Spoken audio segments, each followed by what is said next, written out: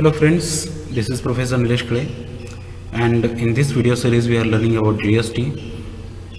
Today we are going to learn a few more definitions which are given in CGST Act 2017, and these definitions will help you understand better the GST subject. So let us start with the definition of business, which is given in section 2 and subsection 17 of CGST Act 2017.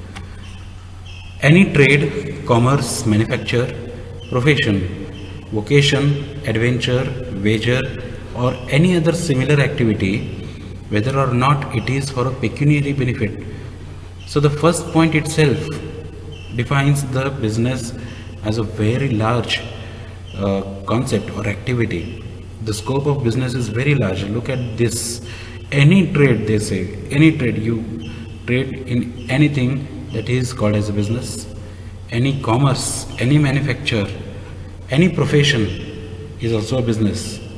Any vocation, any adventure, wager, or wager means any such activity for which you are going to get the wage or you are paying the wage, that is wager, or any other similar activity, whether or not it is for a pecuniary benefit.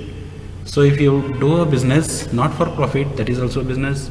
If you do a profession, if you do a manufacture not for any benefit, that is also called as business. So the scope of business is very large in this definition.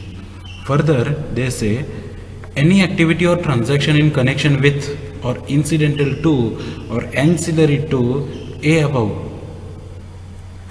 In this point they say you are not doing any trade, but there is some other person who is doing trade and you are helping those persons in the trade, then you are also doing an activity called as business.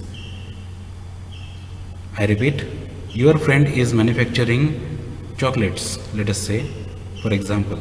Your friend is manufacturing chocolates, but you are providing sugar to your friend. Then also you are doing a business.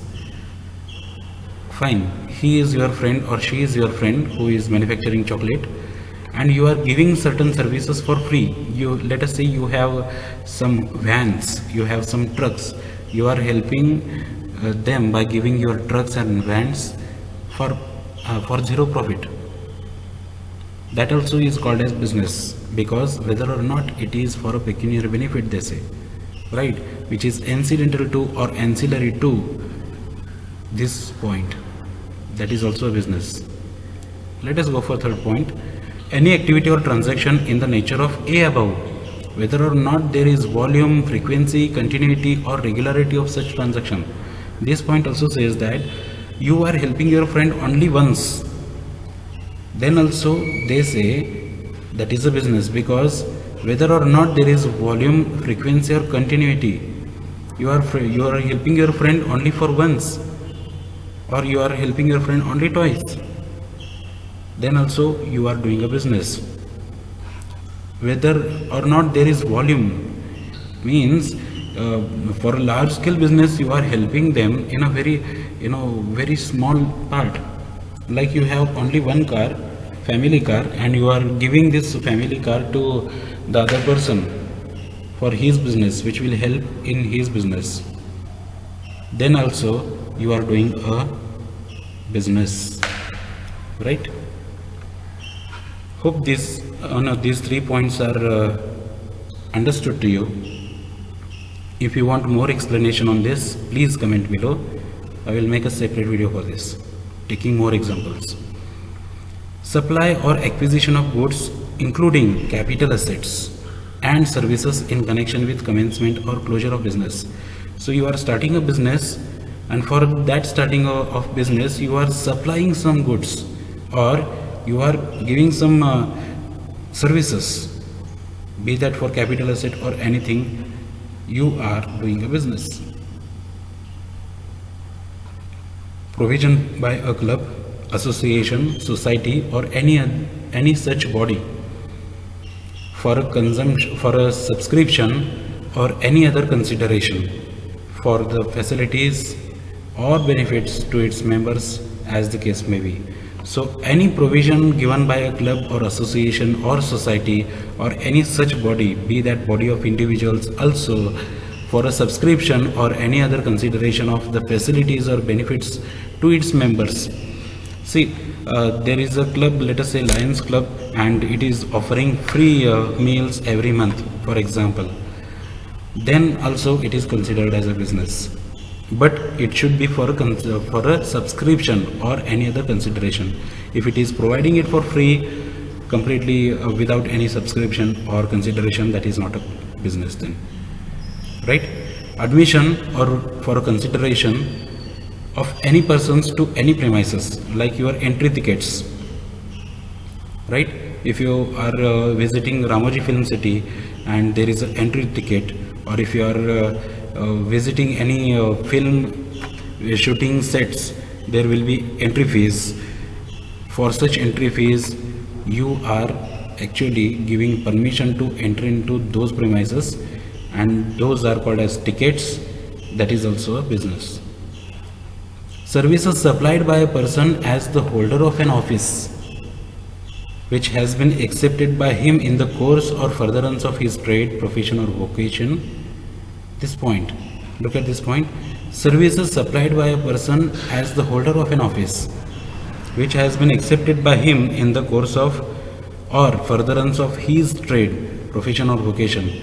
Any services you are doing in connection with the business, or if someone else is doing the business and you are helping them, and for such help you are accepting the trade or profession or vocation, then also you are doing a business.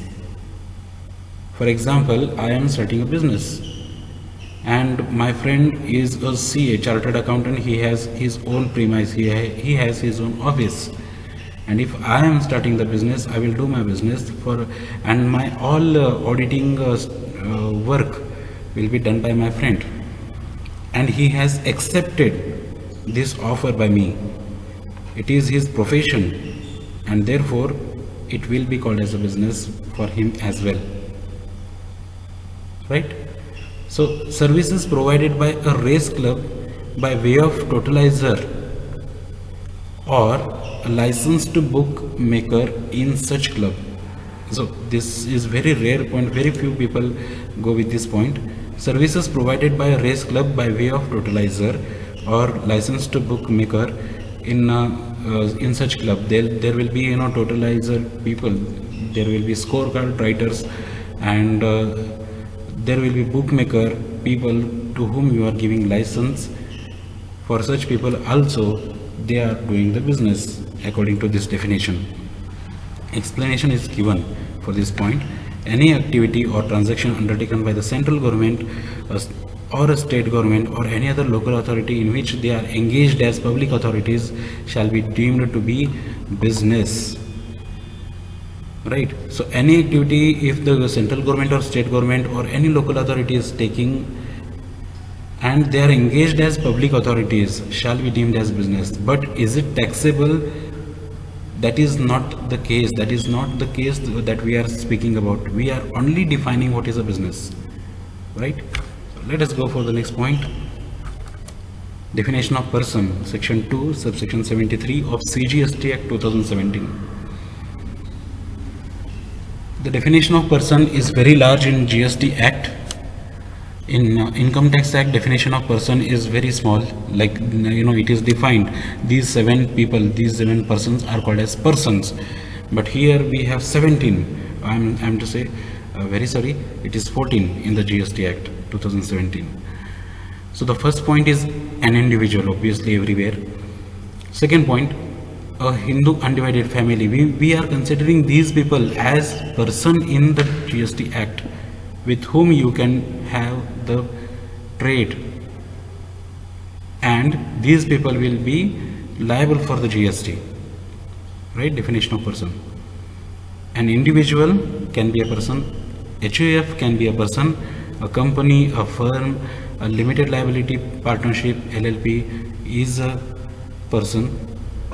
Any association of persons or body of individuals, AOP or BOI, whether incorporated or not, in India or outside. So wherever your association is, wherever the body of individuals is, that will be considered as a person.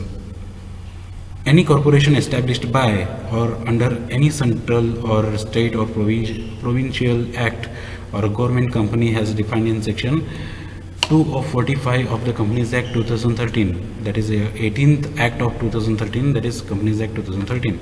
So any corporation which is established,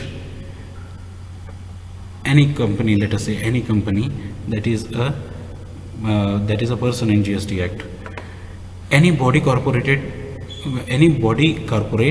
incorporated by or under the laws of a country outside India, it means any foreign company is also a person.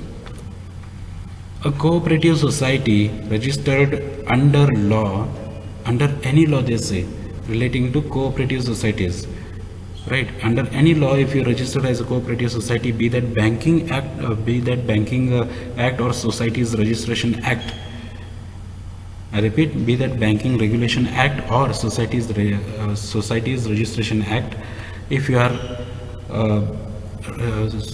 registering yourself as a cooperative society, we are considering you as a person. A local authority like municipality is a person. Government, be that state government or central government, is a person. Society as defined under Societies Registration Act 1860, this is what I have already spoken here. Trust, be that any trust. Every artificial individual person or every artificial juridical person not falling within any of the preceding subclauses. So any other such person which is juridical or which is an artificial person will be considered as a person. The last point is very large and it has no scope at all. It is covering everything, right? So this is the definition of person. So these were the definitions that we have learned today: business and persons. So let us understand other things in the next video. Thank you.